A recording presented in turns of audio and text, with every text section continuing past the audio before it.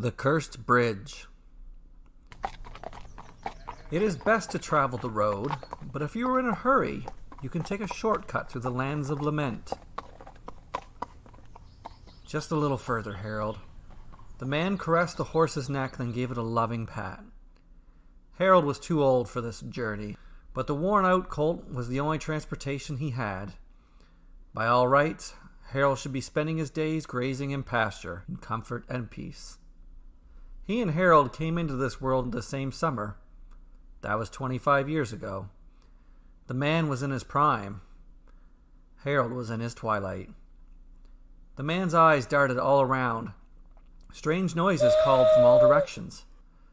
What creatures hid in this forest? The lands of lament were not safe for travel, but the road would take 2 weeks.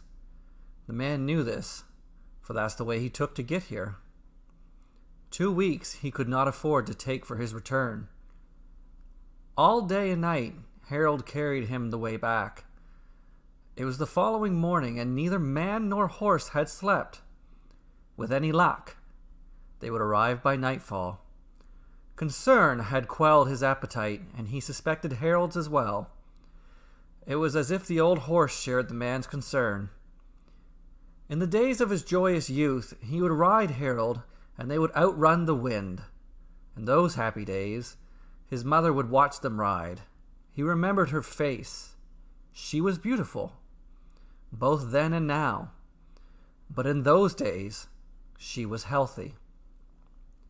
Now, the old colt couldn't muster a canter. They maintained a walk. Slow and steady would get them home the soonest. Besides, the trees were so close together in this cursed forest, there was no way to go faster. The trail Harold followed was little more than a rabbit path. No sane man entered these woods, not unless he was desperate. The man tapped the powder at his side. He would be home soon. One last trip. He spoke the words to soothe Harold. A creature howled from behind him. In these woods, he would never spot it. Not even in the midday sun. Despite not having slept in over a day, there was no way the man could rest his eyes in these eerie surroundings. And just like that, the trees parted. A great clearing came before him. Beautiful carnations and lilacs littered the area. They overpowered his nose, a welcome change from the decay of the forest. A great chasm lied at the end of the clearing.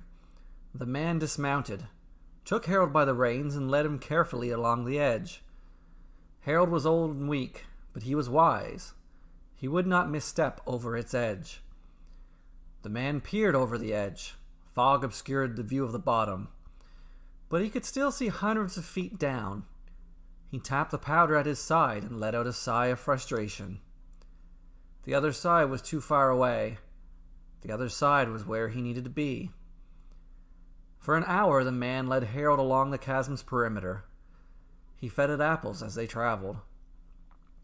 In the distance appeared a long, narrow rope bridge. Hope filled the man, and his step quickened.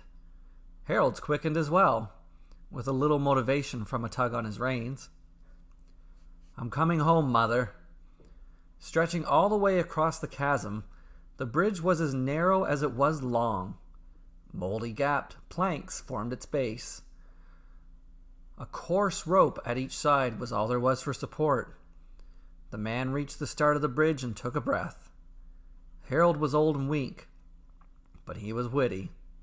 He would not misstep on these rickety planks. Last journey, old friend. The clear morning sun disappeared. An ominous fog overtook it. The fog cleared as quickly as it came. The carnations wilted. A man stood at the center of the bridge. The sky was gray. "Welcome to my bridge." The stranger dressed all in white. His voice was honey. The man nodded and stepped forward. "Not so fast." The stranger held up a hand and smiled. "You don't know the toll." "Toll?" asked the man. "The toll doesn't matter. I have to cross. My mother needs this medicine." The man tapped a bag of powder at his side. "Which toll would you prefer to pay?" asked the stranger. "How do I pay?" the man asked, trying to hide the irritation in his voice. "Two ways. Either forfeit the life of the next creature that crosses, or tell me the name of my bridge." "You can't be serious." "Very serious," the stranger smiled. Black smoke emanated from its ears and mouth. The black smoke spread faster and faster. The form of a man disappeared, replaced by a cloud. The stranger was encompassed in black smoke. "Tywell," the man gasped. He stumbled backward, nearly falling. The stranger was no man at all. He was some form of Tywell, a creature of night created by Mendax, the god of darkness. "There's no need for name-calling." The smoke dissipated until the stranger returned in the form of a man in white. "How am I to know the name of your bridge?" "You tell me," answered the Tywell. "I have to cross." The man raised his pouch of medicine. "Please, my mother is sick." "We are all sick, in one way or another." "The name of your bridge is Tywell." "Lies," barked the Tywell. "Hope," guessed the man. "No." "Bridge?" "As if." "Lament."